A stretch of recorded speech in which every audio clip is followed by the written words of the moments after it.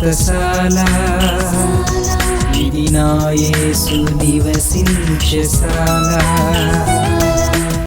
దేవునికి స్తోత్రములు కలుగునుగాక, దేవునికి మహిమ కలుగునుగాక.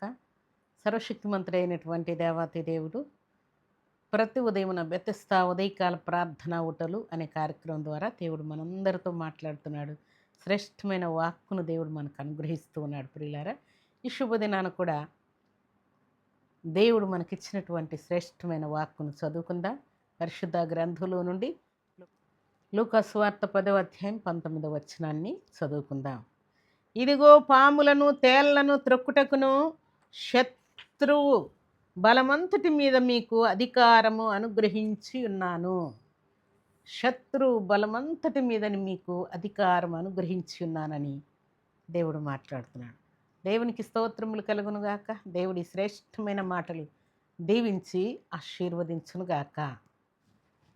సర్వశక్తిమంతుడైనటువంటి దేవాతి దేవుడు దేవుని సన్నిధిలో చేరినటువంటి మనందరికి ఇస్తున్నటువంటి మాట ఏంటంటే, ఆయన సొత్తుగా పిలిచినటువంటి మనకు ఆయన ఒక గొప్ప అధికారాన్ని దేవుడు మనకిస్తూ ఉన్నాడంట. పిల్ల భూలోకంలో ఎవరు కూడా ఇవ్వనటువంటి గొప్ప అధికారం.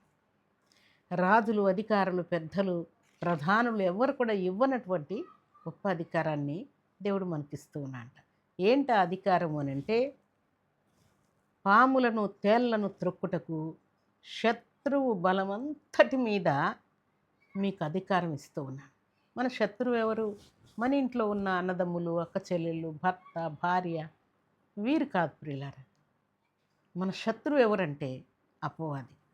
అపవాది మనకు శత్రువుగా ఉంటూ ఉన్నాడు. మనల్ని శోధిస్తూ ఉన్నాడు, మనల్ని బలహీనపరుస్తూ ఉన్నాడు, దేవుని కృపను కోల్పోయేటట్టుగా చేస్తూ ఉన్నాడు.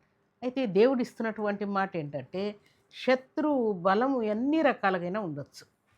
అది ఇంట్లో ఉండొచ్చు, ఇరుగుపొరుగు వారితో ఉండొచ్చు, భర్తతో ఉండొచ్చు, భార్యతో ఉండొచ్చు, తల్లిదండ్రులతో ఉండవచ్చు, అత్తమామలతో ఉండొచ్చు, ఇరుగుపొరుగు వారితో ఎవరితోనైనా ఉండొచ్చు.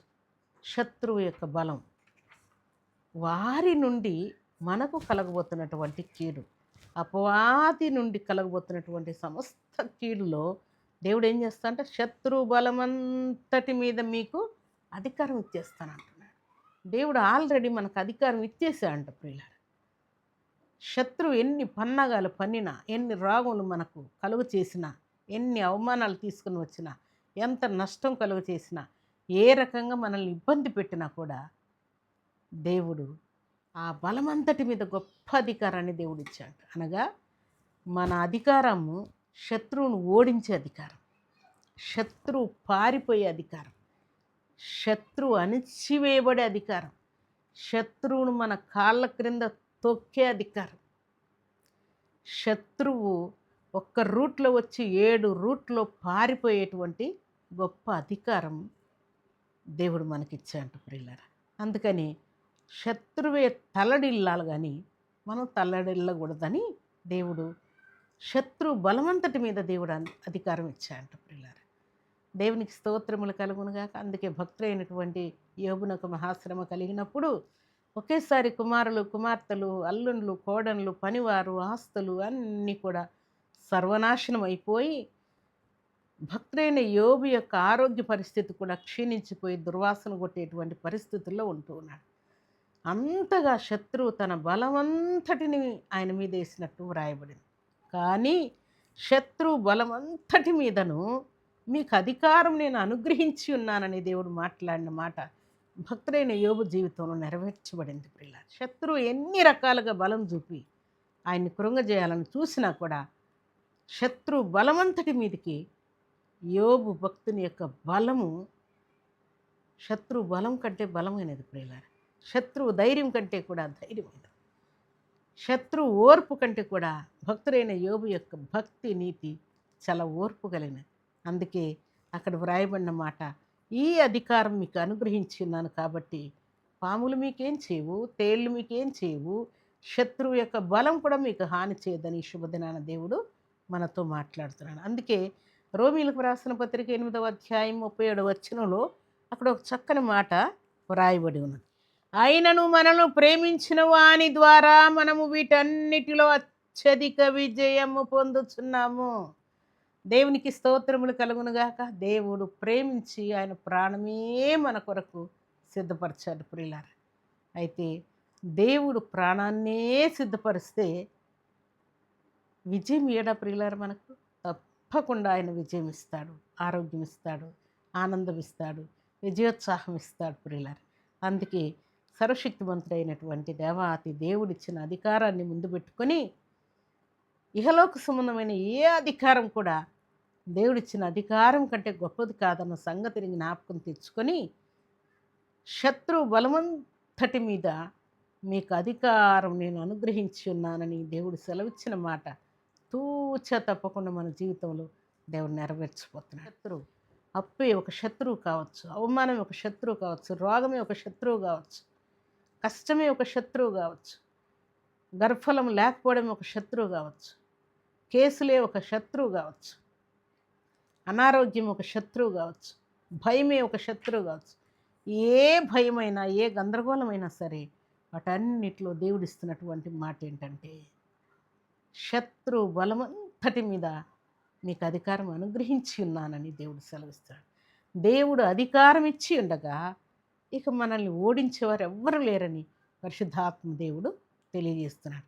అందుకే దేవుడిచ్చినటువంటి మాట ప్రకారం దేవుని సన్నిధిలో చేరినటువంటి మనమందరం కూడా భక్తితో విశ్వాసముతో ప్రార్థనాపూర్వకముగా దేవుని సన్నిధిలో ఎక్కడ కూర్చున్న వారు అక్కడ, ఎక్కడున్నవారు అక్కడ దేవుని సన్నిధిలో ప్రార్థిస్తూ దేవుని యొక్క కృపను మనం పొందేవారంగా ఉండాలని పరిశుద్ధాత్మ దేవుడు కోరుకుంటున్నాడు.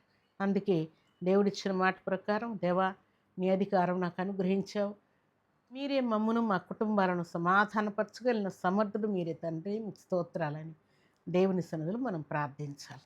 అందుకే దేవుడిచ్చిన మాట ప్రకారం దేవుడు మనకిచ్చినటువంటి అధికారం చాలా గొప్పదని, దుష్టుని దవడ ఎముకలు విర్రగొట్టే అధికారం అన్న సంగతిని జ్ఞాపకం తెచ్చుకొని దేవునికి ఇష్టలమై యోగ్యులమై మనం వర్ధిల్లాలని ఈ ఉదయకాల సమయంలో పరిశుద్ధాత్మ దేవుడు మనతో మాట్లాడుతున్నాడు. మనందరికీ కూడా దేవుడు గొప్ప గొప్ప అధికారాలు ఇచ్చాడు. అలాగే సన్నిధిలో కూడా శ్రేష్టమైనటువంటి అధికారాలు దేవుడు మనకు అనుగ్రహించాడు. వీటన్నిటిని మనం గుర్తుపెట్టుకొని దేవునికి ఇష్టలమై యోగ్యులమై వర్ధిల్లాలని, ఉదయకాల దీవెనల ఆశీర్వాదం పొందుకోవాలని, మంచి మార్కులతో పాస్ అవ్వాలని, దేవుని సన్నిధిలో సంతోషంగా సాక్ష్యం పలుకున్నట్లు ఘనకార్యములు జరిగించి దేవుని సన్నిధిలో చేరిన మనందరి జీవితాల్లో దేవుడు శ్రేష్టమైన కార్యములు జరిగించి ఆయన కృపలో వర్ధిల చేసి ఆశీర్వదించునుగాక. ఆమేన్. ప్రార్థన చేసుకుందాం. భూమి ఆకాశములను కలుగు చేసిన మా తండ్రి మీకు స్తోత్రాలు. పరిశుద్ధమైన మీ సన్నిధిలో చేరిన మమ్మల్ని మీరు జ్ఞాపకం చేసుకుని మాకు ఇచ్చిన ప్రతి అధికారం బట్టి కీర్తిస్తున్నాను తండ్రి. మీకు కృతజ్ఞతలయ్యా. మీ నామాన్ని మహింపరుస్తూ ఉన్నాను. అలాగే మీ నామ ఘనత కోసం పరిశుద్ధమైన మీ సన్నిధిలో చేరి మాటలు వింటున్న బిడ్డలందరినీ కూడా మీరు పేరు పేరున కాపాడి కనికరించి మేలుతో తృప్తిపరిచి మహిమ పొందమని దీవించమని, ఈ దినం బర్త్డేలు మ్యారేజ్ డేలు జరుపుకున్న బిడ్డలకు నువ్వు దీవెన దయచేయండి. గర్భంతో ఉన్న ప్రతి బిడ్డను తాకండి. కుమారులు కావాలని కోరిన వారి కుమారులను ఇచ్చి సంతోషపరచండి. సమస్త అభ్యంతరాల ఆటంకాల అపవాది యొక్క తొందరలన్నీ కాల్చివేస్తూ మీ పరిశుద్ధాత్మ నడిపింపు ప్రతి బిడ్డకు అనుగ్రహించి మేలుతో తృప్తిపరచు మహిమ పొందుమని దీవించుమని మీ కృపగల హస్తములకు బిడ్డలందరినీ అప్పగించుకుంటూ యేసుక్రీస్తు అతి పరిశుద్ధమైన నామములో స్తుతించి ప్రార్థించడి వేడుకుంటున్నాము తండ్రి. ఆమేన్.